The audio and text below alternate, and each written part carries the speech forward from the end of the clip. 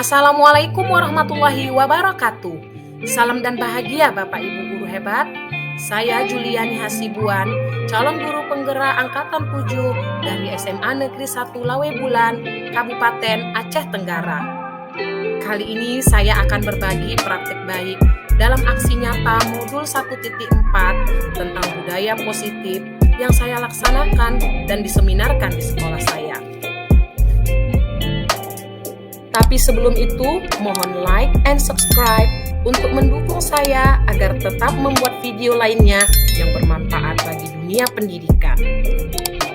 Selamat menyaksikan. Assalamualaikum warahmatullahi wabarakatuh. Waalaikumsalam warahmatullahi wabarakatuh. Bismillahirrahmanirrahim. Alhamdulillahirabbil alamin wassalatu wassalamu ala asrofil anbiya'i wal mursalin wa ala alihi washabihi rasulillahi ajmain. Puji syukur marilah kita panjatkan kehadirat Tuhan Yang Maha Esa yang telah memberikan kita kesehatan dan kesempatan pada hari ini dalam rangka acara seminar aksi nyata modul 1.4 budaya positif oleh Juliani Hasibuan, calon guru penggerak angkatan 7 SMA Negeri 1 Lawebulan, Aceh Tenggara. Selanjutnya, kata sambutan kami panggilkan kepada Ibu Wakil Kurikulum oleh Ibu Ajima Rusdi. Dipersilahkan dengan segala hormat.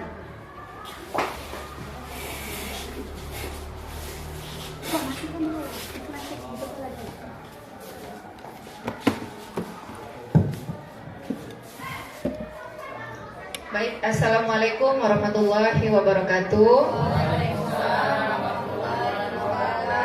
Selamat pagi semuanya. Ya baik, alhamdulillahirabbil alamin. Wassalatu wassalamu ala asrofil anbiya'i wal mursalin wa ala alihi washabbihi ajmain.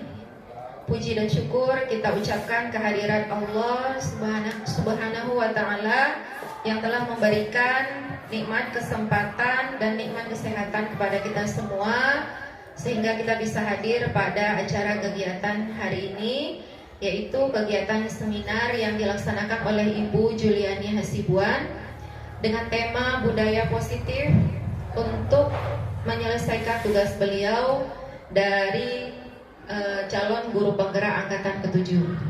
Salawat serta salam kita selalu ucapkan kepada Nabi besar Muhammad Sallallahu Alaihi Wasallam. Semoga kita mendapatkan syafaat beliau nanti di hari akhir. Amin ya rabbal alamin. Nah, pertama sekali yang saya hormati Bapak Kepala Sekolah SMA Negeri 1 Lawebulan, Bapak dan Ibu Wakil Kepala Sekolah SMA Negeri 1 Lawebulan, Bapak dan Ibu Dewan Guru yang sudah berkenan hadir pada hari ini untuk mengikuti kegiatan seminar yang dilaksanakan oleh Ibu Juliani Hasibuan. Dengan adanya kegiatan seminar ini, saya harap kita dapat menambah ilmu pengetahuan dan wawasan kita mengenai budaya positif, apa itu budaya positif dan bagaimana aplikasinya ketika kita jalankan di dalam dunia pendidikan. Semoga dengan informasi dan juga ilmu yang disampaikan oleh Ibu Juliani, kita dapat menjadi seorang pendidik yang lebih bijaksana lagi, yang lebih baik, dan anak-anak didik kita menjadi anak didik yang lebih beradab, berakhlak, serta memiliki karakter yang mulia. Ya, mungkin itu saja dari kata sambutan yang dapat saya sampaikan. Mudah-mudahan dengan acara ini atau dengan kegiatan ini kita dapat mendapatkan manfaat yang sangat besar, dan saya berharap juga acara ini dapat berjalan dengan baik serta lancar. Oke, baik, saya akhiri saja. Assalamualaikum warahmatullahi wabarakatuh. Selamat pagi semuanya.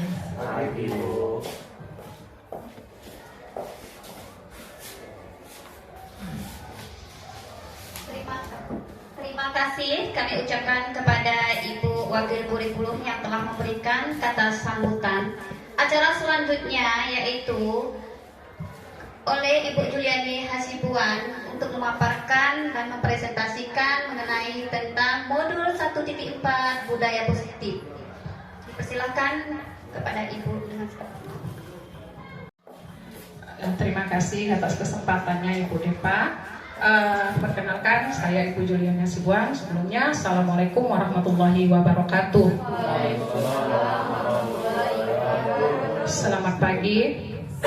Pagi Bu. Ya, yang terhormat Bapak Kepala Sekolah SMA Negeri 1 Lawe Bulan, Bapak Ibu Guru Wakil Kepala Sekolah, Bapak Ibu Guru serta staf SMA Negeri 1 Lawe Bulan.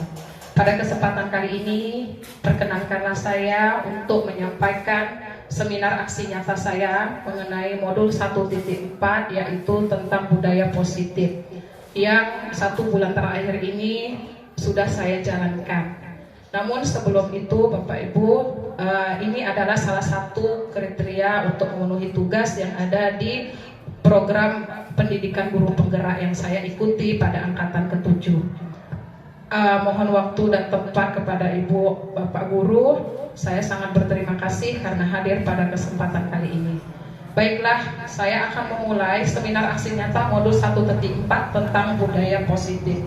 Namun sebelum itu, tahukah kita apa itu budaya positif? Pernahkah kita mendengar apa itu budaya positif? Nah, yang kita sering dengar adalah budaya. Namun kita masih kaku atau masih sangat tidak familiar dengan kata budaya positif. Maka dari itu, sebelum kita memulai presentasi yang akan saya sampaikan, ada baiknya kita melihat video yang akan saya tayangkan berikut ini.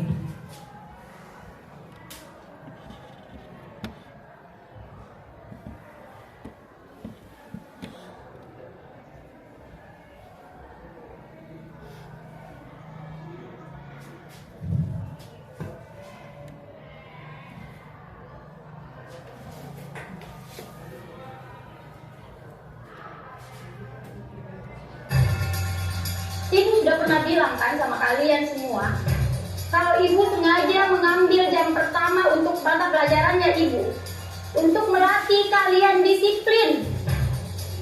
Kalian tahu kan peraturannya ibu? Kalau ibu tidak akan mulai pelajaran kalau masih ada yang terlambat. Kalian ini apakah? Hah? Dan yang mau dengar kan? Kenapa masih ada yang terlambat? Kayla mana? Kayla di mana? Pokoknya ibu sudah bilang, ibu tidak akan mulai pelajaran kalau ada yang terlambat. Kayla, sini kok. Apa lagi alasanmu Kayla? Hah? Ketiduran kau lagi? Macet kau! Anu bu, begini bu. Mentong kau Kayla, jangan kerok. Gara-gara kau, kita semua hampir tidak belajar. Mentong ini, hukum saya bu. Sudah. Jangan lagi ada yang lempar. Kayla, duduk kok. Tapi ingat kok besok, kalau kau masih terlambat begini, ibu tidak akan mulai pelajaran lagi.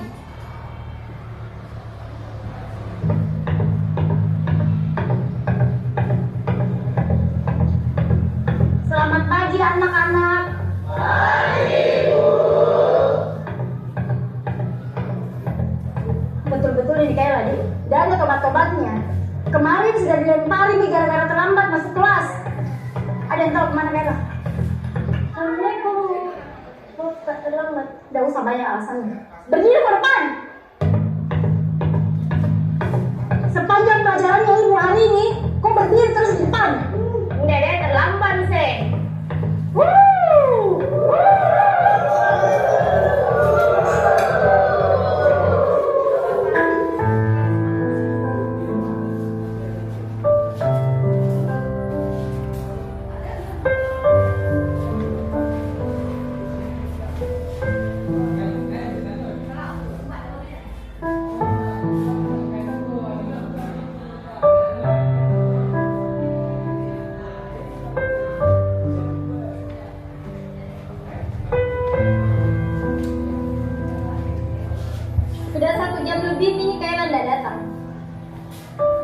Aden tahu kemana Kaila? Mungkin hari ini tidak masuk Ibu, karena takut dikasih surat ke orang tuanya.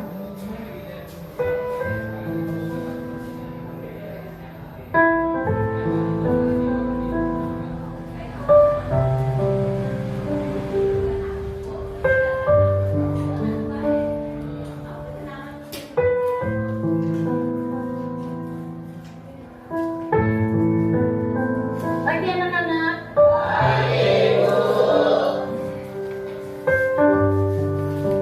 Masuk kok Kaila. Dan terlambat pukul lagi. Kaila ke depan kok. Kenapa Bu? Berdiri kok di situ. Hari ini saya sudah terlambat kok dan tenang sesuatu hukum. Kok tidak masuk kok kemarin? Sekarang jelaskan kok kepada kita semua di sini kenapa kok harus terlambat dan malah kemarin kok tidak masuk. Kaila, jelaskan kok. Bicara kok. Kaila. Maafkan kak teman-teman. Karena gara-gara saya, kalian semua tidak belajar. Hari pertama, saya terlambat karena mamaku demam berdarah.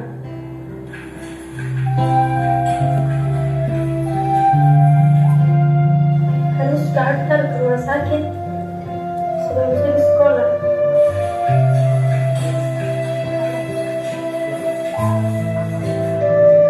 Hari kedua, saya terlambat ke sekolah karena harus ke rumah sama mamaku baru saya ke sekolah. Hari ketiga kemarin, saya tidak masuk sekolah.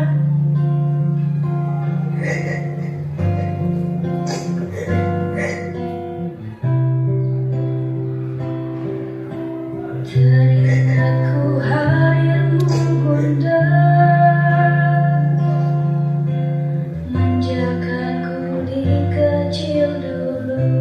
Dalam pikir aku, apakah tergetar hatimu? Di sini anakmu terjatuh, tak ada tempatku mengadu, tangisku dalam sendiriku. Kalau bukan karena mamaku suruh kerja di sini, tidak bakalan tak masuk sekolah hari ini. Saya kira kalian semua melempari kak. Lemparkan Mak, lempar nih, lempar nih, lempar. Saya kira kita menghukum kak, hukum Mak.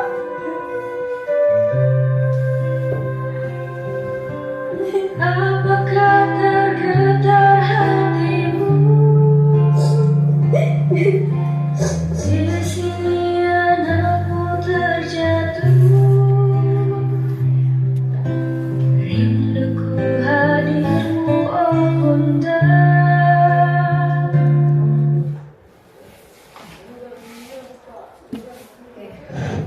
Bagaimana perasaan Bapak Ibu guru yang menonton video tadi? Oke, kita semua pasti sangat tersentuh ya Bapak Ibu karena video yang tadi saya putar. Nah, sebelum kita mulai kembali, saya ingin impression atau kesan terhadap video yang tadi kita lihat. Bisa disampaikan Ibu Nur? Oke, siapa yang bisa Ibu Bapak berikan kesan kita kepada video yang tadi saya putar? Sedikit saja. Iya, silakan Pak. Kalau dilihat dari video yang tadi sangat menyedihkan ya. Sedih ketika kita kehilangan orang tua yaitu ibu. Apapun yang terjadi, kalau menurut saya betul kata orang bijak mengatakan bahwa surga itu di telapak kaki ibu. Tapi kita sebagai guru, kalau dari video tadi jangan langsung mengambil kesimpulan Atau kita harus hati-hati, lihat dulu benar-benar kejadiannya seperti apa, alasannya seperti apa, jangan langsung main hukum seperti itu. Nah, mungkin itu aja tanggapan dari saya. Terima kasih. Terima kasih banyak ya Pak Franky atas kesannya. Ada lagi Bapak Ibu yang mau menyampaikan mungkin isi hatinya bagaimana selama ini di dalam kelas. Apakah kita menjadi seorang guru seperti sama yang ada di depan? Mungkin jawabannya kalau saya pribadi iya. Saya seperti itu dulunya. Nah, ketika saya mengikuti seminar mempelajari modul 1.4 di calon guru penggerak ini, saya mendapatkan banyak pencerahan yang mungkin memang tidak bisa berubah secara instan, perlahan. Oke, baiklah. Kita akhiri dulu yang tadi sisi melo-melonya. Mari kita lihat bagaimana peran kita dalam menerapkan budaya positif. Budaya positif itu apa sih? Merupakan perwujudan dari nilai-nilai kebajikan atau keyakinan universal yang diterapkan di sekolah. Budaya positif diawali dengan perubahan paradigma tentang teori kontrol, di mana guru berada pada posisi yang berbeda dalam mentransformasi muridnya menjadi insan yang lebih baik. Jadi kita masih bingung, ada kata kunci di sini, keyakinan universal dan teori kontrol serta posisi yang berbeda bagaimana ya? Nah, this is teacher school. Ini adalah tujuan guru kita. Sebagai guru kita, sebagai pemimpin pembelajaran yang menanamkan nilai-nilai yang kita miliki, maka dapat mewujudkan visi kita dalam menciptakan anak-anak yang memiliki disiplin diri dalam pembelajarannya, yaitu untuk menjadi orang yang mereka inginkan dan menghargai sendiri dengan nilai-nilai yang mereka percayai tanpa terpengaruh adanya hukuman ataupun penghargaan. Ini tadi yang sedang kita nonton video.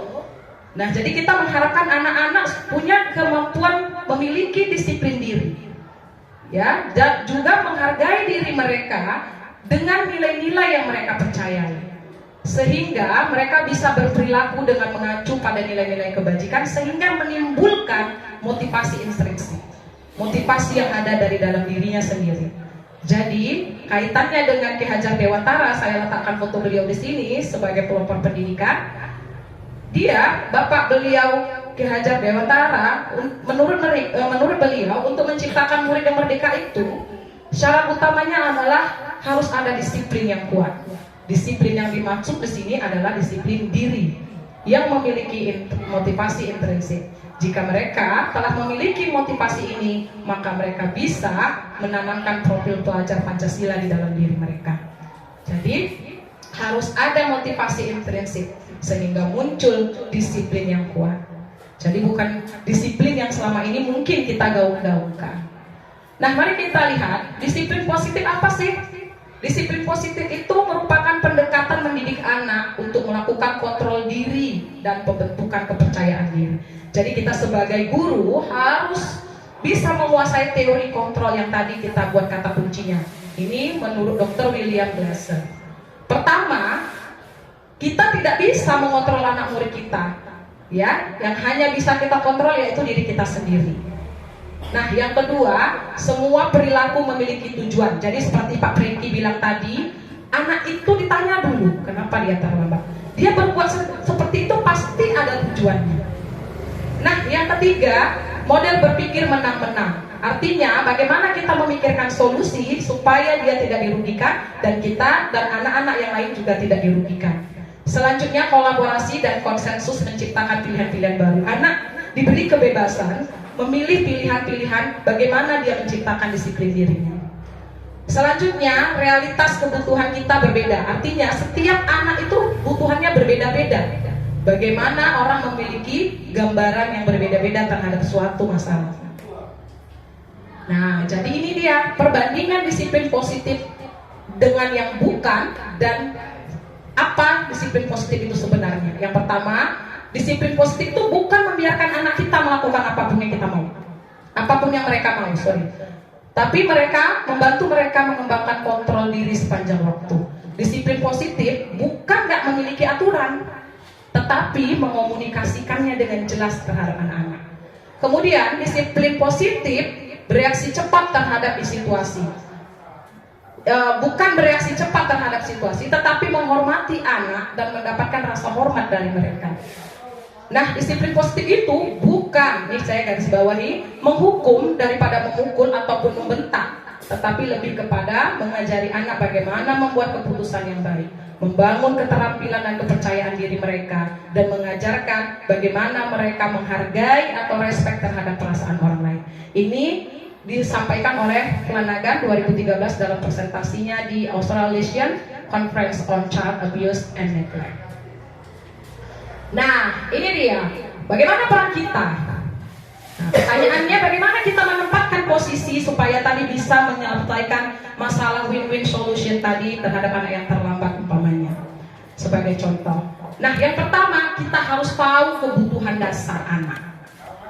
Ada beberapa kebutuhan dasar yang harus kita ketahui. Yang pertama yaitu kebutuhan dasar hidup, cinta dan kasih sayang, dan kebebasan, kesenangan, serta kekuasaan. Apa ini nanti akan kita bedah.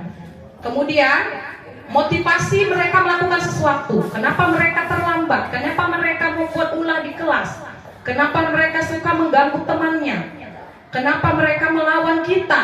Pasti ada yang tersembunyi dalam motivasi daripada yang mereka miliki. Untuk menghindari ketidaknyamanan ataupun hukuman.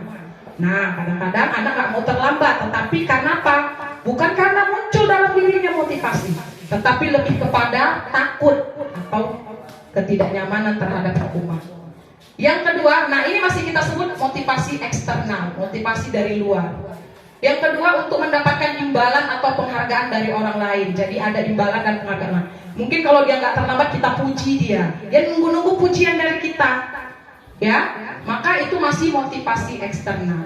Yang ketiga, untuk menjadi orang yang mereka inginkan sesuai dengan nilai-nilai yang mereka yakini, motivasi internal. Jadi yang mau kita munculkan saat ini adalah yang nomor 3, motivasi internal kepada anak-anak, supaya nggak ada pun kita, disiplin itu tetap terjalan. Nah, selanjutnya nilai-nilai kebajikan. Dengan mengaitkan nilai-nilai kebajikan yang diyakini seseorang, maka motivasi intrinsiknya akan terbangun, sehingga menggerakkan motivasi dari dalam untuk dapat mencapai tujuan yang mulia yang diinginkannya. Jadi ada nilai-nilai kebajikan nanti yang mungkin salah satu cara yang harus kita tanamkan ke anak-anak untuk dia bisa menciptakan budaya positif ataupun disiplin diri. Selanjutnya, nah kita harus bisa nih memposisikan posisi kontrol. Apakah kita sebagai penghukum, pembuat orang merasa bersalah, teman, monitor, atau pemantau, ataupun manajer di posisi kontrol? Di mana posisi kita saat ini? Kira-kira di mana posisi kita, Bapak Ibu? Penghukum. Ada lagi, kira-kira pernah nggak kita membuat orang merasa bersalah? Pernah nggak kita pada posisi itu? Pernah. Pada monitor, teman, sebagai teman? Ibu bapak semua sudah pernah menerapkan bagaimana posisi ibu sebagai teman terhadap anak-anak? Sudah, iya, alhamdulillah. Dan sebagainya. Ya, silakan Bu. Nah, selanjutnya ini dia. Tadi yang kita bilang, kenapa anak-anak membuat ulahnya? Atau kenapa anak-anak tidak menjalankan disiplin di sekolah? Kenapa? Karena mungkin salah satunya adalah kebutuhan dasar mereka tidak kita penuhi. Kita tidak tahu apa yang mereka mau. Yang pertama, ternyata ada anak kita yang perlu sekali cinta dan kasih sayang. Ya, kebutuhan ini seperti pinginnya mereka terhubung dengan teman, keluarga, kemudian hewan peliharaannya, atau kelompok atau organisasi di mana mereka bergabung. Yang kedua, mereka ternyata perlu kesenangan. Nih anak-anak, bagi anak-anak yang suka mencari kesenangan dengan mengganggu teman, dengan membawa permainan ke dalam kelas, dengan merusak-rusak benda-benda yang ada di kelas. Ini artinya mereka ternyata butuh. Kebutuhan merasa senang itu mereka butuh. Sehingga mereka membuat perilaku buruk karena mereka tidak terpenuhi kebutuhan mereka. Nah, selanjutnya kebutuhan bertahan hidup, ya. Silakan Bu Nova. Kebutuhan bertahan hidup atau kita sebut dengan survival. Kebutuhan bertahan hidup gimana ini? Yaitu kesehatan, mereka memiliki rumah, jangan-jangan mereka kurang sehat, sakit dalam mengikuti pembelajaran. Kemudian makanan, jangan-jangan mereka lapar, makanya bolak-balik keluar atau tidak konsen dalam belajar. Jadi kita harus tahu juga kebutuhannya. Selanjutnya, penguasaan kebutuhan atau pengakuan atas kemampuan. Kebutuhan ini meliputi keinginan untuk dianggap berharga. Nah, ini ada anak kita ya, yang kita temui di sekolah kita, bagaimana mereka sangat pingin sekali dihargai, pingin bisa membuat perbedaan, bisa membuat pencapaian, diakui, dihormati. Ini salah satu dari penguasaan kebutuhan. Selanjutnya yaitu kebutuhan kebebasan, yaitu kebutuhan akan pilihan. Ternyata ada anak-anak yang kepingin sekali menciptakan kemandirian, memiliki pilihan. Contohnya, Bu, kita bosan kali lah Bu belajar di kelas aja. Sekali-sekali keluar, kenapa Bu? Jangan-jangan mereka perlu kebebasan, kurang kebutuhan kebebasan, ya kan? Sehingga kita tidak pernah memberikan mereka, menawarkan mereka pilihan, sehingga tidak terpenuhilah kebutuhan kebebasan mereka. Lanjut, nah ini hukuman dan penghargaan. Ternyata ibu bapak saya baru tahu bahwa dihukum, penghargaan juga bisa merupakan suatu hukuman, ya kan? Penghargaan bisa merupakan suatu hukuman. Kenapa? Contohnya, kalau kita berikan penghargaan terhadap mereka, terus kita beri penghargaan, ternyata suatu hari kita terbatas kemampuan kita untuk memberikan penghargaan, untuk memberikan hadiah, ternyata mereka jadinya malas. A ini aja enak belajar, ada hadiahnya. Ibu B nggak pernah kasih ujian, nggak pernah kasih penghargaan. Ngapain dikasih belajar kita? Maka itu bisa membuat anak-anak merasa dihukum oleh penghargaan. Ya, ternyata penghargaan itu juga bisa merusak hubungan. Pengaruhnya ada jangka pendek, jangka panjang. Kedepannya kita bisa melihat anak-anak jadi malas belajar karena nggak ada harga, nggak ada penghargaan, nggak ada pujian, nggak ada hadiah. Kemudian bisa mengurangi ketepatan. Penghargaan juga tidak efektif. Nah, penghargaan juga bisa merusak hubungan. Gimana ya? Penghargaan bisa merusak hubungan? Bisa. Hari ini si murid kita, contohnya si Santi, kita kasih penghargaan terus. Besok-besok kita merasa dia tidak layak kita beri penghargaan, kita alihkan kepada teman yang lain. Maka otomatis banyak siswa juga lama-lama merasa langsa sama kita. Kok ibu itu nggak pernah kasih hadiah lagi sama saya? Jadi malas dia mendengarkan kita. Jadi bisa merusak hubungan dan menurunkan kualitas serta mematikan kreativitas.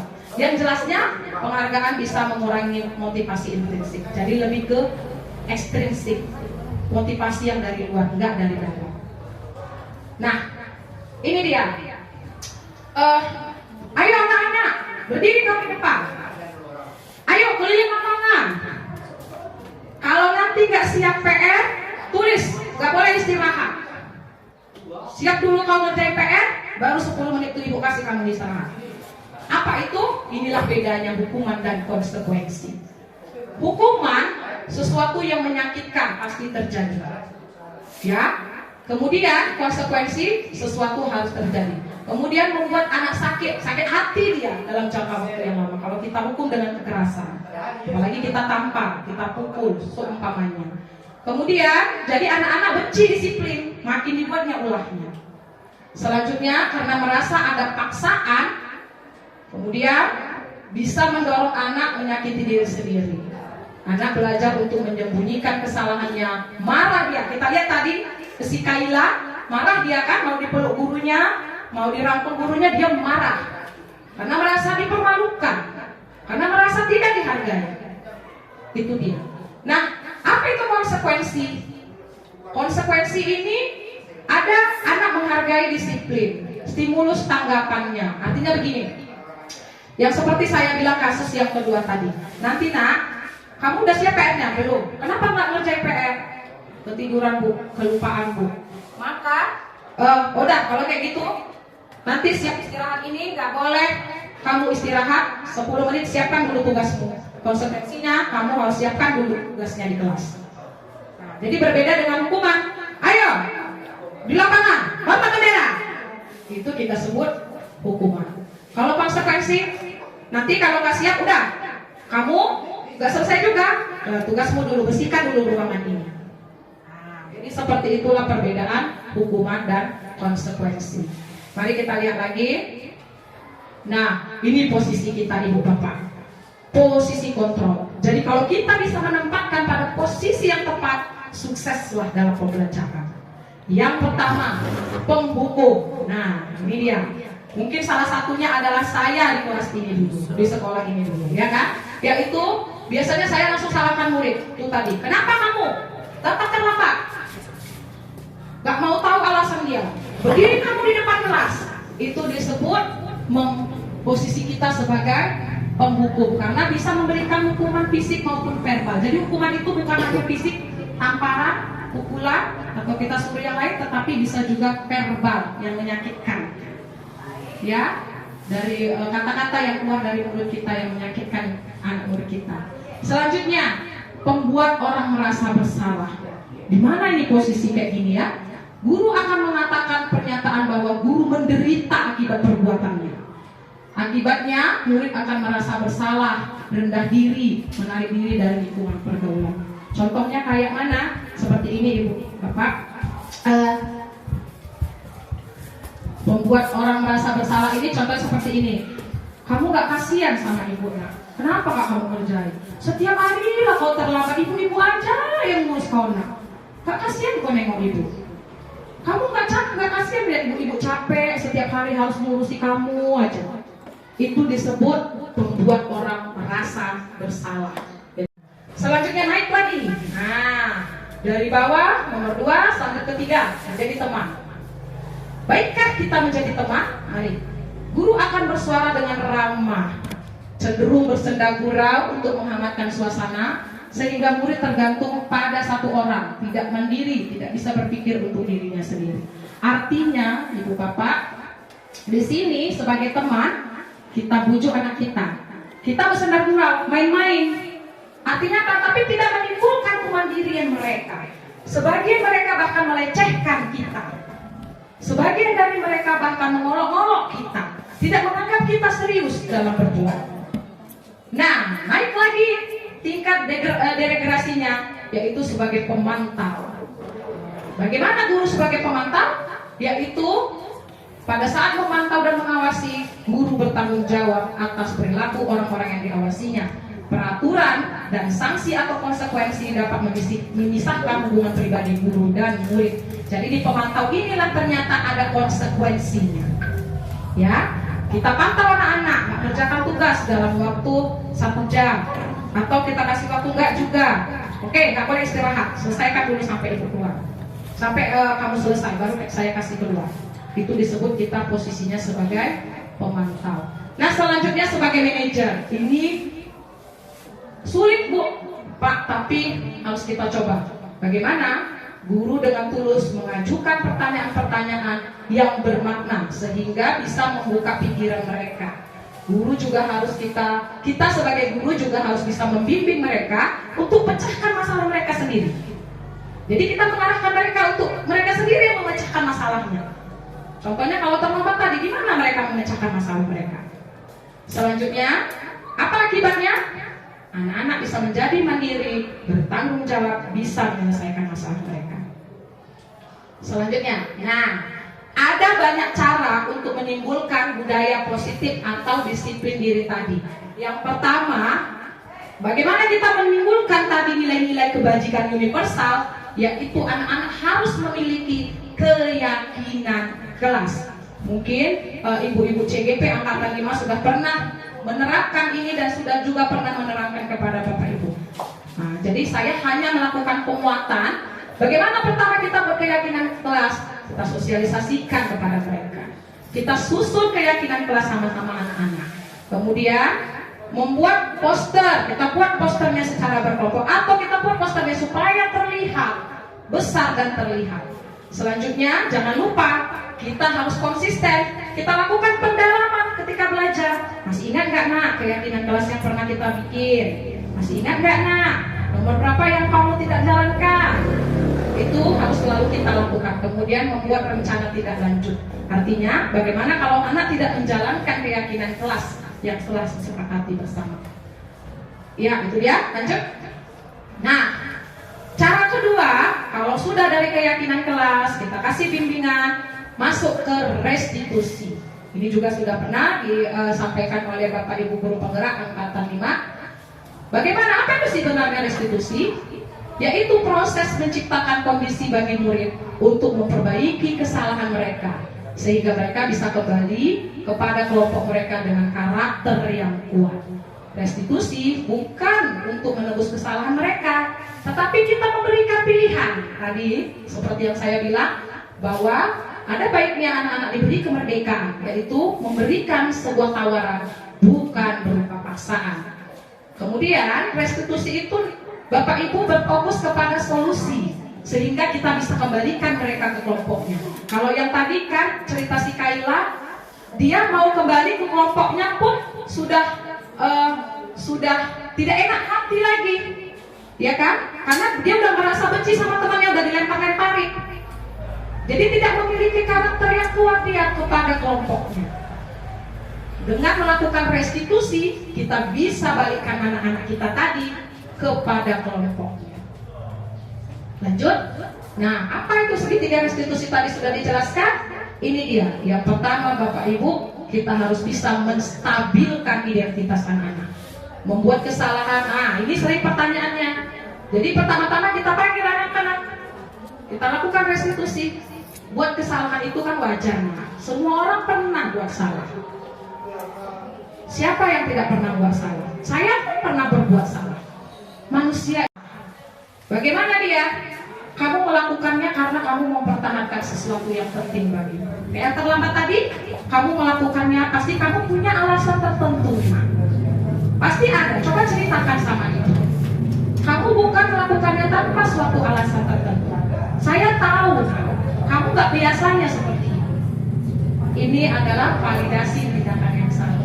Nah, yang ketiga kita tanyakan keyakinan. Setelah kita buat keyakinan kelas bersama-sama tadi, kita tanya mereka.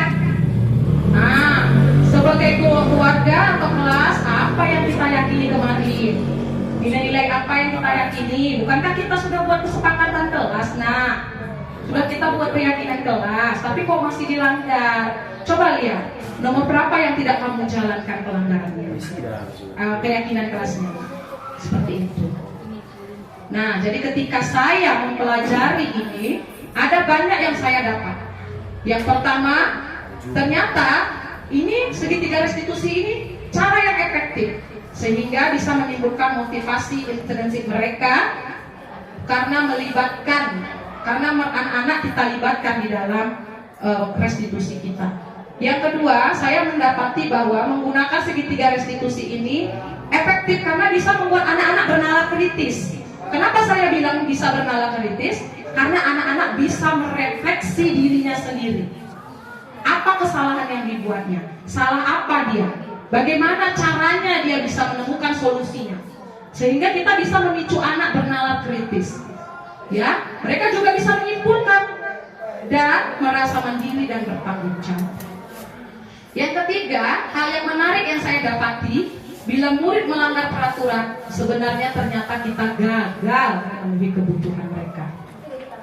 Selanjutnya, hal-hal di luar dugaan yang saya alami ketika saya melakukan aksi nyata, yaitu ternyata pemberian penghargaan terus-menerus bisa menjadi hukuman bagi mereka, sebagaimana yang saya sampaikan tadi. Nah, yang kedua, untuk guru agar bisa mencapai posisi manajer, ternyata kita harus terus belajar, Ibu Bapak, agar bisa pada posisi top high position, bisa pada posisi yang paling tinggi, yaitu sebagai manajer. Nah, apa perubahan yang saya dapatkan? Yang pertama, saya mencoba membuat keyakinan kelas sama anak-anak. Kemudian saya jadi lebih suka nih menerapkan segitiga restitusi dalam menumbuhkan motivasi mereka, sehingga bisa menyelesaikan masalah mereka di kelas maupun di lingkungan sekolah. Yang ketiga, saya jadi mengetahui bagaimana kebiasaan positif untuk membentuk karakter anak kita, baik itu yang baik, karena itu disiplin positif sangat diperlukan. Yang keempat, murid menjadi semakin mandiri, bertanggung jawab, bernalar kritis, dan proaktif, serta berdiskusi dengan kita dalam memutuskan suatu hal. Yang kelima, kondisi kelas tentu saja akan menjadi sangat nyaman karena keyakinan kelas bisa berjalan sesuai dengan keinginan warga di dalam kelas. Apa yang saya alami? Pengalaman apa yang saya alami? Saya terus-menerus harus belajar memposisikan manajer dalam menyelesaikan masalah di sekolah.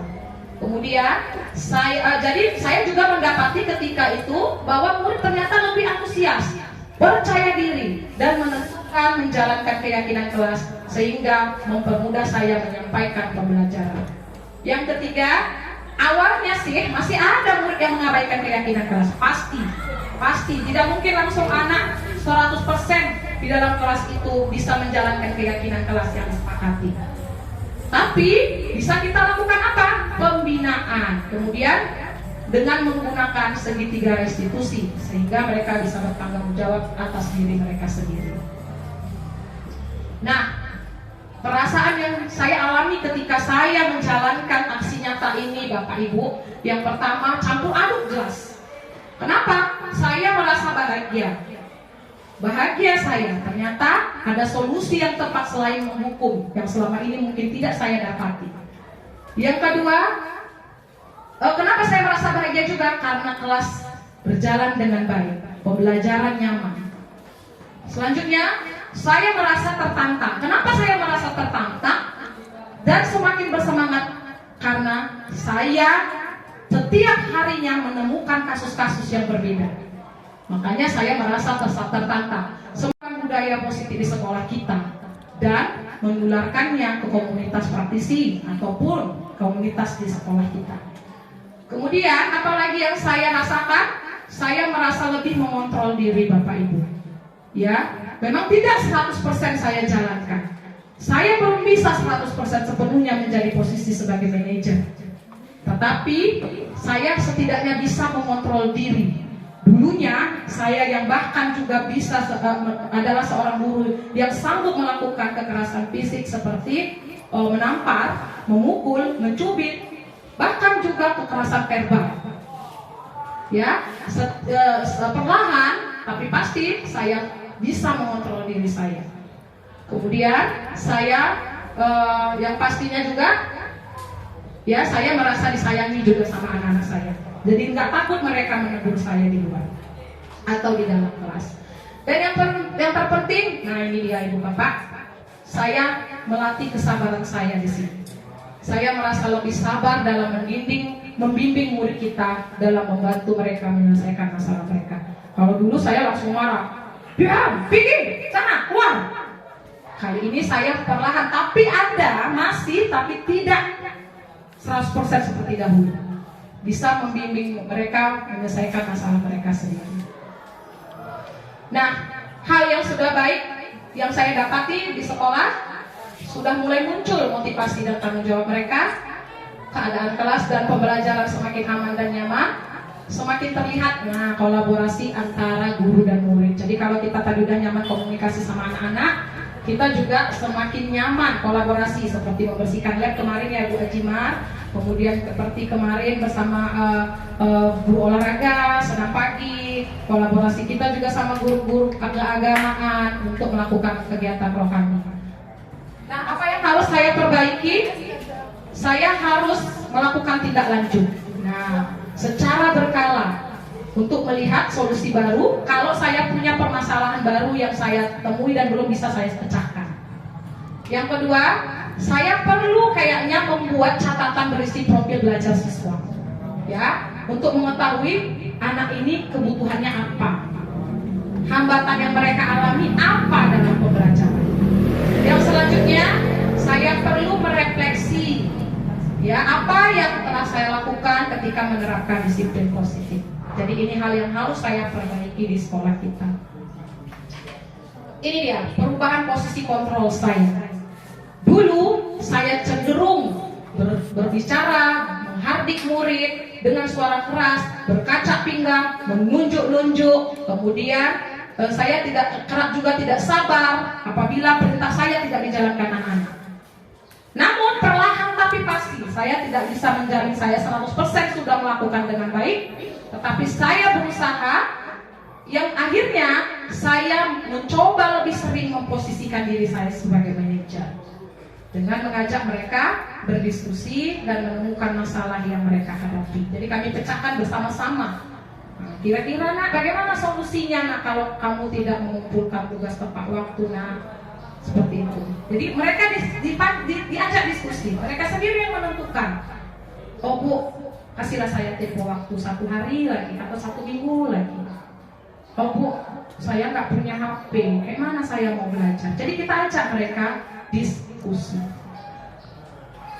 Nah, apa perasaannya? Ini tadi sudah saya paparkan ya. Perbedaannya juga sudah saya dapat di sekolah kita. Nah, ini dia. Sebelumnya Bapak Ibu, hal-hal penting yang mungkin dipelajari. Apa yang rasa saya penting untuk menambah pengetahuan saya ketika saya menjalankan aksi nyata berikutnya, yaitu saya harus bisa mencari tahu cara mengolah emosi. Mungkin nanti kita bisa diskusi bagaimana cara kita mengolah emosi terhadap murid. Yang kedua, saya harus tahu teori gaya belajar anak dan mengimplementasikannya di kelas. Apakah anak itu gaya belajarnya kinestetik, audio, atau audio visual. Dan cara melakukan pembelajaran yang efektif untuk memenuhi kebutuhan belajar mereka.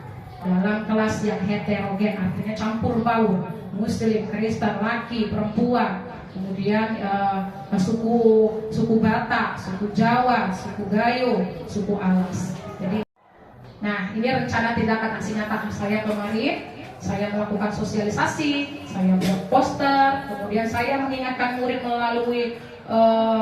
Jadi Ibu Bapak, budaya positif saya yaitu menerapkan disiplin positif murid dalam mengumpulkan tugas tepat waktu. Ini kan susah ya, karena kita tahu latar belakang anak kita yang sebagian pulang sekolah bekerja. Nah, jadi saya mau menerapkan yang pertama, saya buat keyakinan kelas kepada anak kita, kita susun sama-sama sama anak. Yang kedua, buat posternya ditempel di kelas. Selanjutnya kita adakan pendalaman, setiap masuk kita arahkan terus, kita ingatkan terus terhadap apa-apa yang sudah kita yakini bersama-sama. Kemudian mengingatkan murid, jangan lupa Bapak Ibu, jangan sudah kita kasih tugas, kita tidak mengingatkan anak-anak kita. Ingatkanlah mereka tugas, baik itu secara tatap muka, berkala, maupun chat pribadi ataupun chat grup. Ya, kemudian memperhatikan kebutuhan murid yang belum terpenuhi. Jangan-jangan dia lapar, yang saya seperti bilang tadi, jangan-jangan dia bosan dengan pembelajaran kita di kelas-kelas aja.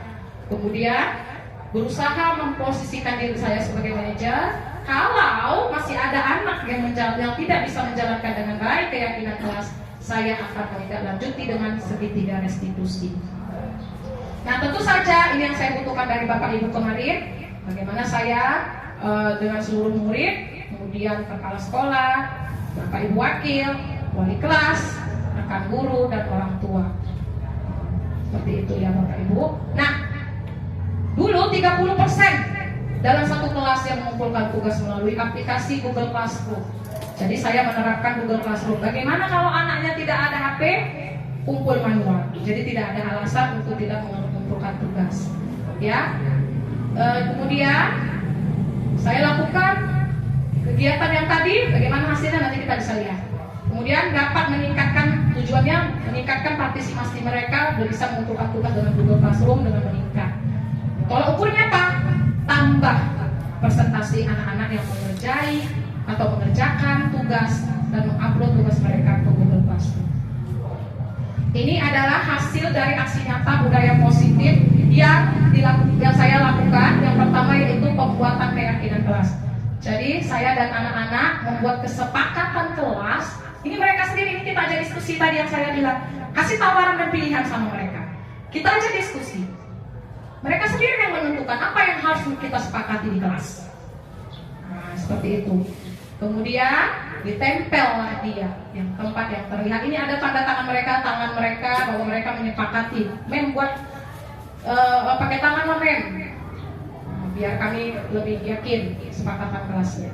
Salah satunya di sini, ini terlalu kecil ya fotonya. Yang ketiga yaitu mengumpulkan tugas tepat waktu.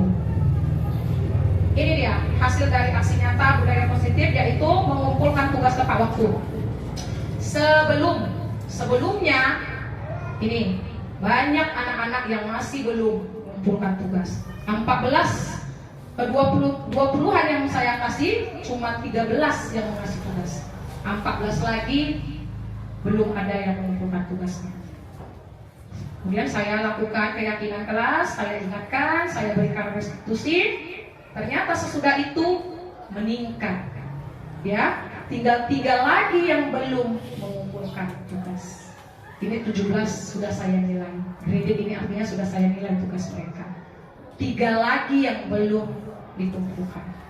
Jadi meningkat ya Bapak Ibu dari yang dibuat tadi.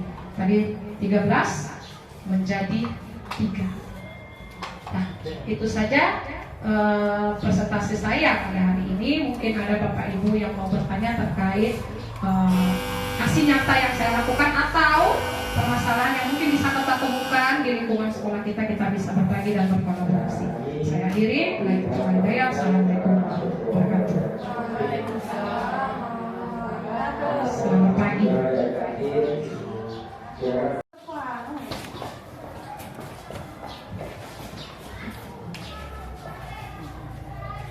Baiklah, terima kasih kepada Ibu Juliani Hasibuan yang telah memaparkan dari seminarnya. Nah, mungkin ada antara ibu-ibu yang bertanya kepada narasumber kita Ibu Juliani Hasibuan. Kalau tidak ada, kita tutup ya.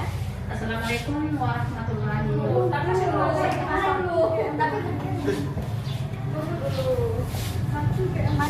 Kepada Ibu Juliani Hasibuan yang telah memaparkan hasil seminarnya, mungkin di antara ibu-ibu dapat memberikan sebuah pertanyaan kepada narasumber kita Ibu Juliani Hasibuan. Ya, dipersilakan kepada siapa Ibu? Assalamualaikum warahmatullahi wabarakatuh.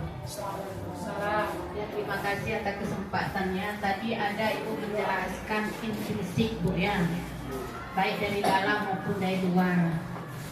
Jadi saya perlu penjelasan hasil untuk lebih lah Bu ya, lebih jelas lagi. Itu aja Bu ya. Ya, terima kasih kepada Ibu Radiani yang telah memberikan sebuah pertanyaan mengenai tentang intrinsik dan ekstrinsik dalam pembelajaran. Ada lagi? Ya, Nova. Apa aja mengenai kedisiplinan budaya positif di sekolah kita? Ya, dipersilakan pada Ibu. Kok ada Nova. kasus yang mungkin nggak bisa terpecahkan? Oh ya, terima kasih. Jadi mengenai keyakinan kelas ini saya masih sedikit bingung meskipun sudah dijelaskan. Mungkin bisa diberikan contoh satu saja bagaimana cara membuat keyakinan kelas, 1 poin saja. Itu contohnya seperti apa? Terima kasih. Satu lagi. Ya, ada lagi? Ada lagi Kira-kira Bapak Wakil Kesiswaan? Ya udah, terima kasih. Ya, dipersilakan dengan Ibu Juliani untuk menjelaskan kembali. Ya, terima kasih ya Bu RB, bagus sekali pertanyaannya ya Bu RB.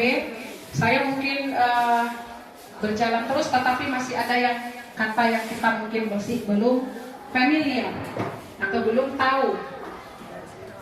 Jadi Bapak Ibu, motivasi itu terbagi atas 2, yaitu motivasi eksternal dan motivasi internal. Motivasi eksternal kita sebut dengan motivasi ekstrinsik, motivasi internal kita sebut dengan motivasi intrinsik. Apa itu motivasi intrinsik? Adalah motivasi yang muncul dari dalam.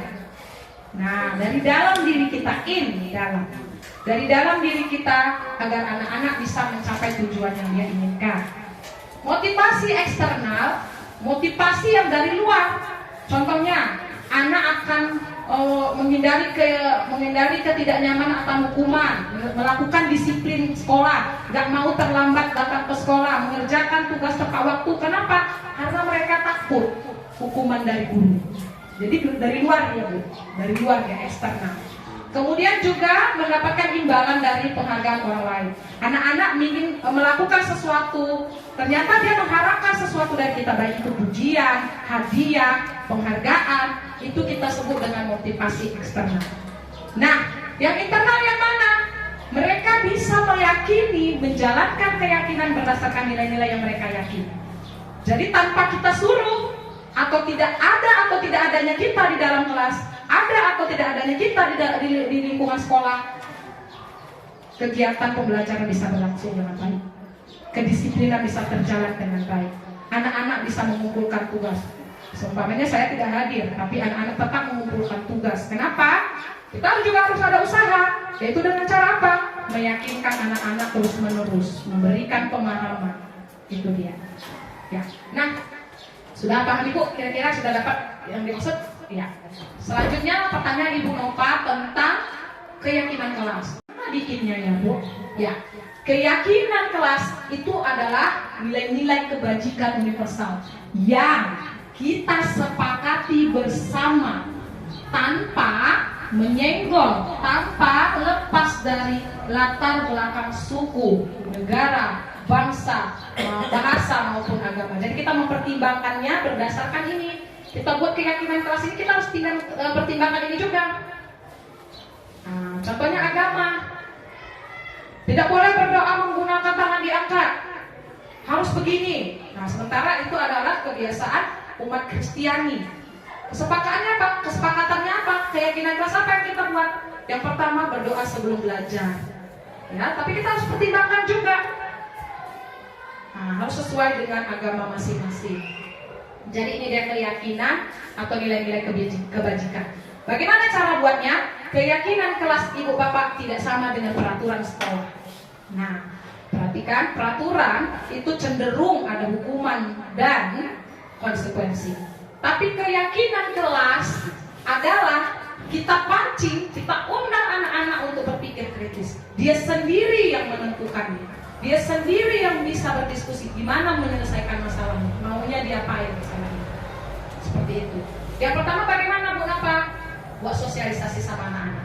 Kita kasih tahu dulu anak-anak keyakinan kelas itu seperti ini loh nak. Kemudian kita susun sama-sama sama anak-anak. Jadi jangan kita yang buat, selama ini kan kita yang buat, tempel di kelas, tata tertib sekolah, blok. Tepat waktu datang, hadir tepat waktu. Kemudian mengumpulkan tugas, tidak boleh pakai sepatu warna putih, seumpamanya. Tetapi ternyata kita perlu keyakinan kelas yang kita sepakati sama-sama. Kita anak-anak, lemparkan ke anak-anak, mau apa kita buat di kelas? Mem, saya mau yang pertama mem. Kalau bertanya tunjuk tangan, jangan tidak tunjuk tangan. Atau mem saling menghargai mem. Nanti pendapat kami kayak gini, kelompok lain kami diolok-olok, diejek-ejek. Jadi serahkan ke anak-anak untuk buat keyakinan kelas. Baru kita buat posternya secara berkelompok. Baru kita tempatkan di kelas yang mana anak-anak bisa mudah melihat. Bahkan saya sendiri juga meminta anak-anak untuk mencatatkan keyakinan kelas atau kesepakatan kelas di buku mereka masing-masing. Jadi kalau misalnya ada yang mengoyak keyakinan kelas yang ada di tempel, mereka masih punya yang di buku. Nah kemudian kita kasih pendalaman juga setiap kita masuk sama anak. Gimana nak, sudah selesai tugasnya? Sudah Bu, sudah mem, belum mem. Kita kasih pendalaman.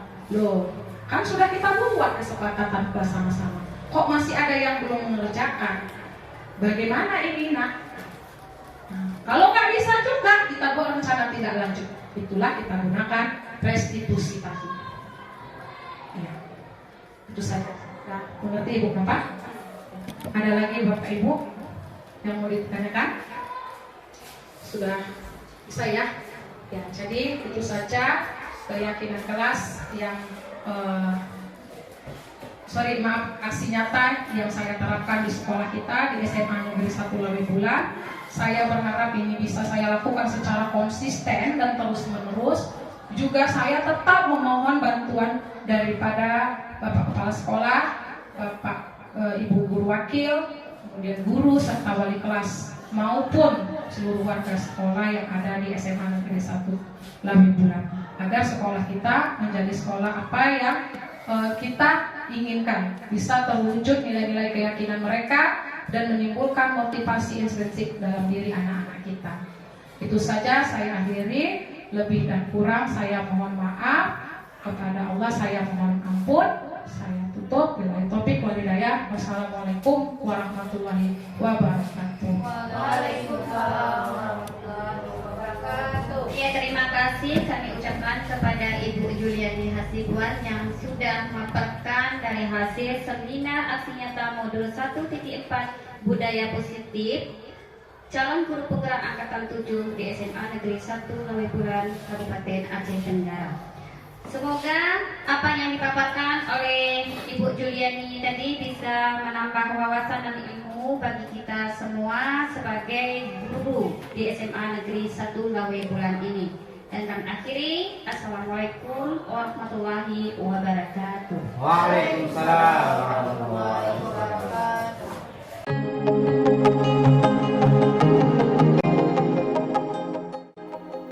Membuat kesepakatan kelas yang efektif dapat membantu dalam pembentukan praktik baik dan mewujudkan budaya disiplin positif di kelas.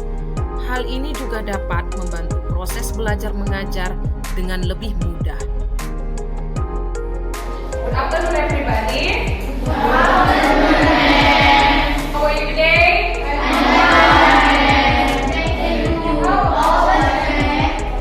I'm really happy today because this is the first meeting in this year, ya kan? Ini adalah hari pertama kita berjumpa di tahun ini, 2023, pada mata pelajaran bahasa Inggris. Okay, right. Really sad ya, saya begitu sedih karena saya melihat pada semester lalu anak-anak MEM semuanya masih banyak yang tidak mengumpulkan tugas sebagaimana yang saya minta, benar kan? Benar kan? Iya. Nah, today that's why we are here to make our commitment. Karena hari ini adalah tahun baru, di tahun di semester baru ini saya mau anak-anak ini semuanya punya keyakinan untuk belajar supaya tidak terulang lagi kejadian pada semester yang lalu. Kira-kira penyebabnya kita kemarin tidak mengumpulkan tugas apa? Ada yang tahu? Kira-kira kenapa? Tidak ada waktu, apa lagi? Selain itu? Lupa. Ada yang tahu lagi? Alasannya kenapa? Malas. Nah, mengapa hal itu bisa terjadi anak-anak sekalian? Karena kita tidak punya kesepakatan kelas. Kita tidak menyepakati peraturan-peraturan yang ada yang akan kamu berlakukan di kelas masing-masing. Nah, tetapi itu bukan datang dari diri saya. Itu harus datang dari diri kan? Dari kamu. Kalian semua. Kalian harus bisa meyakini diri kalian semua kalau kami nanti harus seperti ini supaya menjadi siswa-siswa atau murid-murid yang lebih baik. Ya kan? Nah, pada kesempatan kali ini kita akan membuat kesepakatan kelas. Ada yang tahu kesepakatan kelas? Apa? Kesepakatan kelas. Kelas berapa ini? Kesepakatan kelas 10/4. Jadi ini kesepakatan kelas kalian. Tidak sama kesepakatan kelas kalian dengan kesepakatan kelas-kelas yang lain. Kalian sendiri yang berkomitmen. Kalian sendiri yang berjanji pada diri kalian sendiri. Maka dari itu supaya tidak terjadi lagi kejadian yang lalu, kita membuat kesepakatan kelas. Ya, Anda bisa kasih satu contoh saja yang harus kamu patuhi atau kamu yakini untuk dijalankan dengan baik di kelas kita, di kelas 10 IPA 1 ini. Ada yang bisa kasih satu contoh terkait yang lalu, yang kesalahan-kesalahan atau yang kemarin kamu buat tidak benar? Satu. Oke, karena kamu malu, nah jadi memang akan bagi kertas sticky notes ini. Masing-masing kalian silakan buat 3 keyakinan atau kesepakatan kelas yang kalian yakini untuk kita sepakati. Contohnya ini ya, kemarin kan kalian tidak mau mengumpulkan tugas, ya kan? Maka kesepakatan tugas yang kita bikin yang pertama apa? Mengumpulkan tugas tepat waktu. Bagus sekali. Mengumpulkan tugas tepat waktu. Seperti itu dia, itu salah satunya.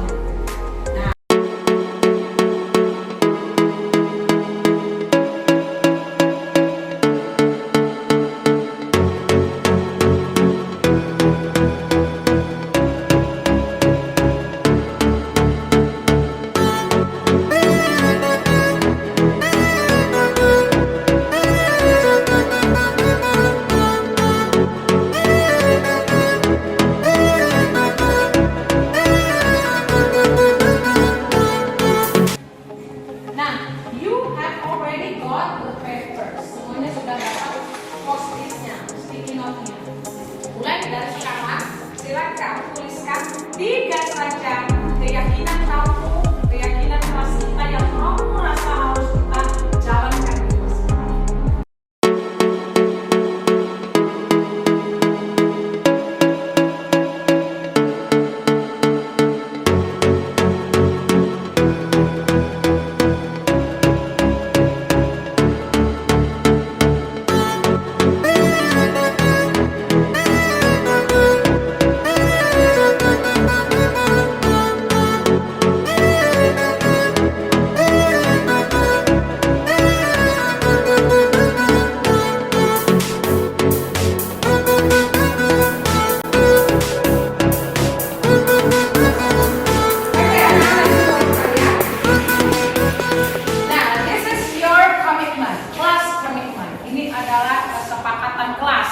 Yang harus benar-benar kita yakini untuk kita jalankan, ya kan? Kalau tidak kamu jalankan, kamu sendiri yang merasa malu pada dirimu.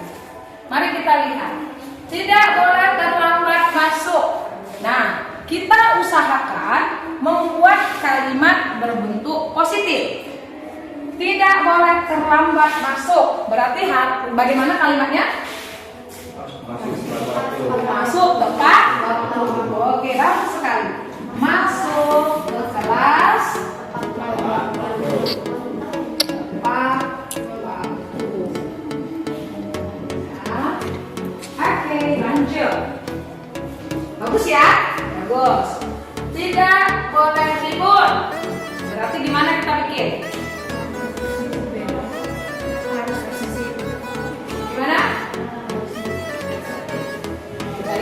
Belajar dengan tertib. Bagus sekali. Belajar dengan tertib.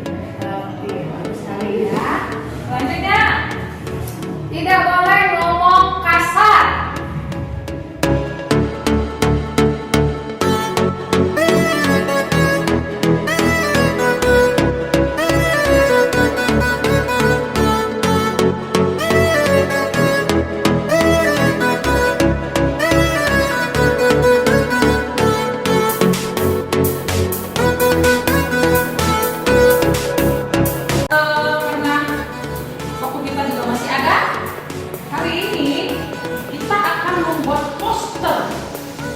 Untuk kesepakatan kelas yang kita buat. Jadi mem siapkan bahannya. Ini nanti akan kamu tempelkan di kelas kalian dengan besar, jelas, dan indah. Supaya ketika kamu berniat melanggar kesepakatan kelas, teringat kembali tanggung jawab kalian masing-masing.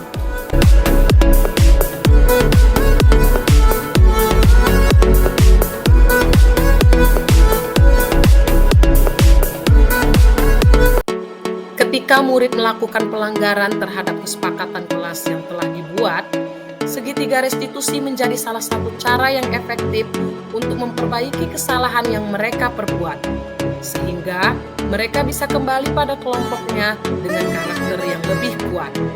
Berikut adalah contoh dari penerapan segitiga restitusi yang dilakukan di sekolah saya.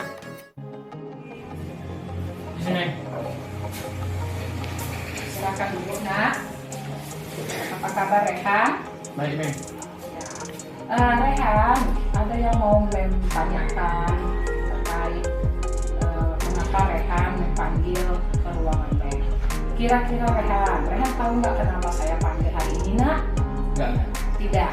Nah, jadi saya memanggil Rehan karena saya ingin mengetahui mengapa Rehan tidak mengumpulkan tugas caption kita tepat waktu. Banyak kerjaan. Apa yang Rehan lakukan rupanya sampai Rehan mengatakan banyak kerjaan? Kalau di rumah kan, kalau di sekolah ingat kan, kalau sampai ke rumah pagi Lupa. Karena tadi banyak kerjaan. Apa yang Rehan lakukan rupanya sampai banyak kerjaan? saya yang kalau sekolah kan masih kadang sahur. Oh, jadi bantu orang tua sehingga Rehan lupa untuk mengerjakan tugas. Nah, jadi Rehan, saya tahu nak bahwa kesulitan ini adalah kesulitan yang kamu hadapi. Di samping kamu belajar, kamu juga harus bekerja membantu orang tua. Namun nak, saya sangat bersyukur karena kamu masih bisa bersekolah hingga pada saat ini. Nah, jadi saya ini nak memanggilmu ini bukan marah kepadamu.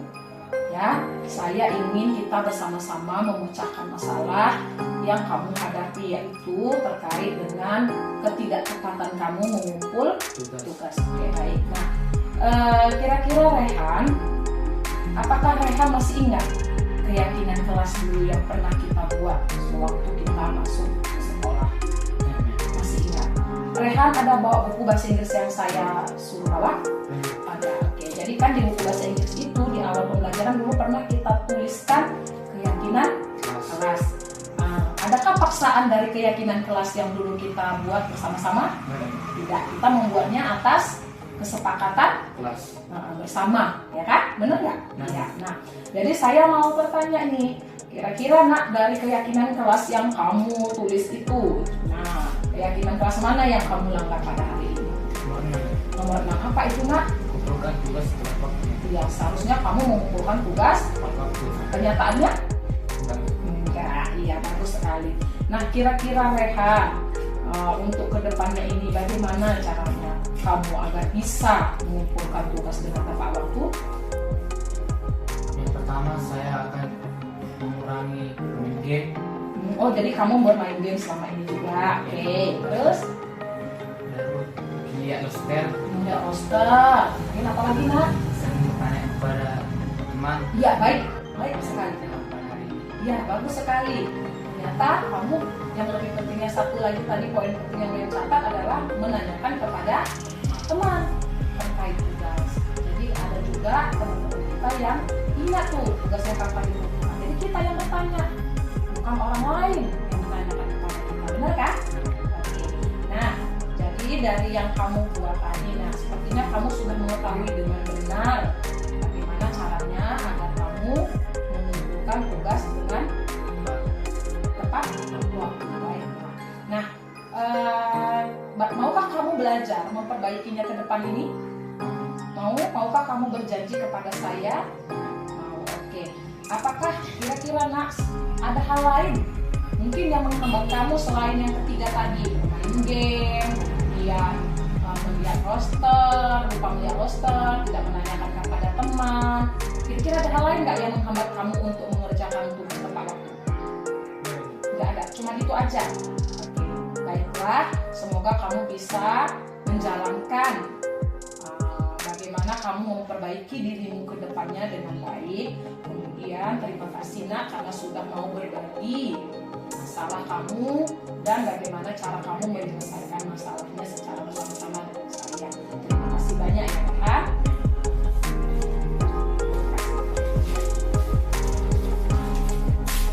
Perkenalkan, nama saya Renes Cemorang dari kelas 12 IPA 1. Di sini saya akan memberikan tanggapan tentang bimbingan pada hari ini yang dibimbing oleh Tim Juli. Saya sangat senang dan merasa lega dan merasa baik pada hari ini yang bersemangat karena telah dibimbing oleh Tim Juli, dan mudah-mudahan pada kedepannya saya akan lebih giat menjalankan tugas dan